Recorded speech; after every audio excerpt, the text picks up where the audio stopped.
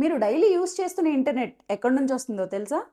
చాలామంది టవర్స్ నుంచి వస్తుంది అనుకుంటారు. కానీ ఆ టవర్స్‌కి సిగ్నల్స్ ఎక్కడి నుంచి వస్తాయో ఎవరికీ తెలీదు.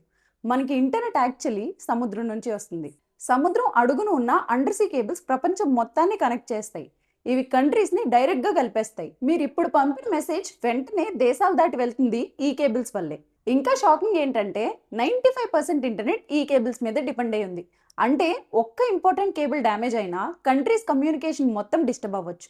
ప్రపంచం మొత్తంలో 550కి పైగా అండర్ సీ కేబుల్స్ ఉన్నాయి. వీటి టోటల్ లెంత్ 1.4 మిలియన్ కిలోమీటర్స్. భూమి సర్కంఫరెన్స్ 40,000 కిలోమీటర్స్. అంటే ఈ కేబుల్స్ తో ఎర్త్ ని 33 టైమ్స్ చుట్టొచ్చు.